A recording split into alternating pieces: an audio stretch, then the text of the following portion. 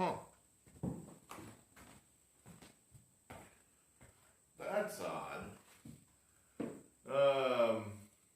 Eric Arnold here in the Sports Barn, Monday, August 14th. Here to recap our shitty Thursday, give you some baseball picks for Friday night. Production hat, put the production hat on. I've been trying to fix this audio drift that's been plagued our first 130 some videos. I think we're honing in on a solution that has something to do with variable frame rate, I think. Apparently these phones, when they shoot video to save space, they shoot the frame rate based on what's going on the video. So, you know, right now I'm standing still. The variable frame rate will not shoot as many frames per second because nothing's going on. It's just me standing here. And probably you're thinking, well, nothing ever goes on. That's par for the course. Okay, gotcha. But if I move around, now the thing has to shift into high gears and put more frames per second to capture all the motion. So there's a setting that allows you to pick a frame rate, which I guess just uses up a shitload more space. I don't know, these videos take forever and a day to upload anyway, even if they're small, so I guess it'll just take forever and 2 days to upload now. But anyway, we're going to try that. We upped the frame rate to a fixed 60.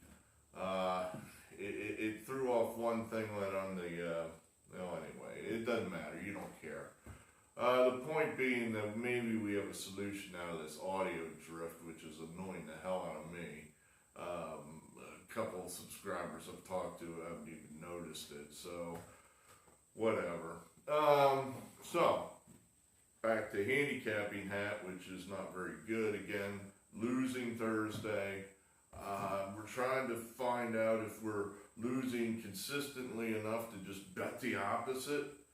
That would be useful too. Maybe we haven't quite got to that level, but yeah, it's the thing with losing though, you know, it's a small sample size. You know, we still haven't gotten to a big enough sample size where we can say, well, this model just absolutely does not work. So, you know, you could just, if you have, say, a 55% chance of an event happening, and you have that event occur over and over and over again, say 100 times, there are going to be times in there where you have 5, 6, 8 game losing streaks. You know, the 45% unlikely event that is not supposed to happen will happen again and again and again, sometimes all in a row. You know, that's just randomness. That happens. So, you know, it's possible that's happening now. It's possible. It's probably more likely that the model's just not quite the way I think it should be, or I'm just a bad handicapper, a little of both. I told you baseball is our worst sport. We were kind of hoping for some football. It's just, hell, even when we get football, I don't know if the conditions are going to be so screwed up that the model will be just like, well, yeah, this works in a normal year when you got fans and those, you know, games are played every 7 days, where these seasons are just such aberrations. They're so screwed up. I don't know. So, anyway, it gives us something to do while we wait out this fucking virus. Alright, what do we got here? Let's go over Thursday. The Phillies, I knew that was a disaster. This is what I'm trying to capture, is where the model spits out a game and I just look at it and go, that's stupid. If I'm able to somehow weed those out or even bet the opposite on those, maybe then we might start winning. But the Phillies right now, that's just a bad team. I mean, I guess the way the model looked at that is that Jake Arrieta had pitched well and that he would get them into the late innings with a lead bring in whatever reliable bullpen guys we got, and they would take it to the finish line. Well, none of that happened. The Phillies didn't hit the relatively unreliable Orioles starter. Arrieta tired in the mid-innings with a 2-0 lead, and then he just couldn't get that last out in the, whatever that was, the 5th inning, the 6th inning. And then a hallmark of a bad team, Phillies were up 2-0, give up 4. Now it's 4-2. Well, you still get to play. The game's not over. They give you the bat. You get to get up to bat. Well, the Phillies go 1, 2, 3. 1, 2, 3. Just bloop, bloop. No comeback, no response, no rebuttal. And that was it. That was the game. The Orioles just extended their lead from there. So, loss. Tampa ruining a perfectly terrible day by winning. I guess that's the only plus we could take from Thursday was our top play came through Tampa easily. They scored, 17 runs or something like that. So that's a winner. I knew this was wrong. I just knew that. I mean, Cincinnati, we laughed at that team. And they're laying 172. That is just terrible. And they came out about exactly the way I thought it would. The Pirates just beat the Reds' ass. So, like I said, I'm trying. Right now, I'm just, whatever the model comes up with, I just put it on the paper because, I'm busy at the moment. So, I'm just not taking that extra time to try to divine the future. If whatever the spreadsheet says, that's what goes on the blackboard. So, I was a loser. I really liked this game, and it just didn't happen. Milwaukee just did not hit. Another great effort by Yu Darvish, who knew? And so 4-2 we lose. Disappointing there. And then San Diego, they I guess the Dodgers decided, well, we're going to hit today. We're just going to hit. Paddock didn't have it at all. He got hammered. So that was a runaway loser. So, bad night, really bad night. I've been thinking about some of that Indian stuff. I guess for those of you that missed it over, a week ago, I guess 2 of their starters jumped the fence. One of them went out, Zach Plesac, I guess he went out with friends, went to a bar. Horrors. And, but of course, strictly verboten under the MLB rules because God help him, he might get the virus. And then he spreads it to his teammates and they end up, taking 10 to 14 days off because of the virus running through the clubhouse. And then I guess another guy was with him, and that comes out days later that Clevenger, I guess, was with him, and he was forced then to admit it when they're, crashing down on Plesac. You suck, you suck. And I guess he was kind of forced to go, well, I was kind of with him. What? Well, you suck too. I don't know. I mean, I can't get that worked up about it. I mean, I sympathize with these guys. They know damn well that they can go out to a bar and have a few drinks and nothing's going to happen. Even if something happens, nothing really happened. In other words, I got the virus. They test you. You're positive. Well, I feel fine. Well, you're positive. My God. Now he spreads it throughout the clubhouse. They're all, you're positive, but I feel fine. They know damn well that this virus has no effect on people their age. So why, am I locked in my hotel room? I get that thinking. I guess if you were going to try to sneak out and go, be an American, you would have to disguise yourself in some fashion so social media doesn't out you. Oh, there's a baseball player out at a bar. Oh. Just disguise yourself, and then if they call you on it, just deny it. Bill Clinton it. Deny. Just just say like, well, like the old movie, the great scene from Airplane, where Kareem Abdul-Jabbar is playing the airline pilot. I'm sorry, son, my name is Roger Murdoch. You've got me confused with someone else. I'm an airline pilot. Just deny it. That's not me. No, sir. You think I'm Mike Clevenger? I'm some other guy with a big nose and long hair. Not I. Not I. It's not me.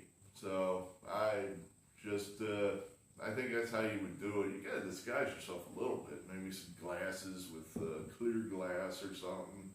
Or maybe put your hair different or wear a hat. Something like that. I still don't know exactly how clever Police Act got nailed. I assume it was social media. You know, there's that guy. I couldn't pick Zach Police Act out of a lineup. I don't know what he looks like. Anyway, some thoughts on that. So, let's see, where are we at Friday? Let's go through Friday for you. The Mets, they're playing the Phillies in Philadelphia. I don't know why the Phillies are all of a sudden going to win this game. You know, they just got trounced by the Orioles. The Mets are probably just as good as the Orioles. DeGrom, top flight pitcher. We're going to try to shorten the price up here just a little bit with the run line. I think the Phillies are pitching Spencer Howard. He's a rookie. I'm not even going to say he's a prized rookie. He's just a rookie. You know, he's not Cole Hamels. He's not some superstar that burst through our farm system and is going to carry the team for the next years. He's really just a dude. And the way Girardi's been handling the pitchers, I don't see this guy getting more than 5 innings. Even if he pitches well, I don't see him getting more than 5 innings. And then who the hell knows who pitches for the Phillies? They do not have anybody in that bullpen they can trust. So, you know, I think the run line feels like an okay bet here that some of them Mets sluggers, even though probably Jeff McNeil ain't going to play, somebody's probably going to hit a high fly ball that's going to end up in the seats, maybe more than one of them. And it'll probably end up being a, you know, crooked number on the board for the Mets. So we'll take the run line, we'll take DeGrom. I think that one feels okay. There was a play last night that I thought, well, this just encapsulates the Phillies. Is that a word? Encapsulate, captures the loserness of the Phillies. They're down, and the game's over. It's the 9th inning, I think. Bryce Harper at the bat. I believe it's like 9-4. I could be making that up. 11-4, something like that. Maybe it was the 8th inning. Well, anyway, Harper hits, you know, a long fly ball to center field, and he's kind of, you know, watching it. He's watching it. He's jogging up the first baseline because it's not out. It might be out. It's probably out. Well, it turns out it wasn't out. And in the center field, there's an angled wall there. So the ball hits high up on the angled wall, goes shooting across the center field fence. Now Harper's like, oh shit, ball's in play. So he takes off and makes it to third. And then he has to stop. The Orioles were able to get the ball back in. If he had been running, it would have been an easy inside the park home run. And then he's on third and he's smiling. He's laughing about it. It's like, dude, you just cost us a run. Now, JT Realmuto saved his ass by coming up after him and hitting a home run and scoring. There were 2 outs when this happened. It wasn't nobody out. There's 2 outs. So Realmuto cleaned it up. But I just thought, this is the guy that's getting paid $30-some million. He's allegedly the leader of the team. And you pull a stunt like that. Charlie Manuel used to routinely bench, and when I say routinely, I mean more than once, Jimmy Rollins for doing shit like that. So I'd be curious to see if Joe Girardi does anything. My guess is no. But that's it. I mean, it's just, Harper, I remember he got called out in Washington one time by that douche, Jonathan Papelbon. I don't like Papelbon because of his time in Philadelphia, but Papelbon pointed out accurately that Harper didn't run out of pop-up. He's like, hey, I'm just saying, you didn't run that out. And Harper's like, what the hell? And next thing you know, they're choking each other in the dugout. You can look that one up on YouTube. That was all over a non-run out pop-up by Harper. So this is nothing new for this guy. Hey, you know what? Have a 1200 OPS. Better yet, have us with a winning record. Then we'll forgive you for not running stuff out. But as long as we're losing and we're paying you $30+ million, run out the damn ball. All right, end of rant. Let's see, 3 stars here with the Indians. They're at Detroit. I don't know, we don't think I'm starting to believe in the Orioles that they're not terrible. I'm not quite at that level yet with the Tigers. I just can't wrap my arms around the fact that the Tigers are good. I'm still not ashamed to play against the Tigers and at a big price. So we'll take the Indians. Let's see if you guys, Detroit, can hit really good pitching. I don't know, the model again, it doesn't recognize teams, I don't think. It just sees zeros and ones, and it doesn't realize when the zeros and ones come in together in a certain combination, that equals the Cincinnati Reds, which are terrible. So the model wants to lay this huge number with Sonny Gray against the Pirates. I'm just throwing it up there. I'm not editing anything. I think that's stupid, but you can be your own judge. Atlanta 1 star. They're at Miami. Atlanta, I guess now seems like they're just another team, maybe. Now they don't have Soroka, they don't have Albies, they don't have Acuna. One thing interesting, I guess a rumor is floating around, is that Acuna has a wrist injury, which it's being rumored that he did not injure his wrist playing baseball. They're calling it Xbox wrist. I bet Zach Plesac doesn't have Xbox wrist. Locking these guys in their hotel rooms for 14 hours a day may have some unintended consequences. So you're probably not going to see Acuna for a while. Xbox wrist possibly. So why are we taking the Braves? We think even if you take all those guys out, they're still better than the Marlins. And they played good in Miami.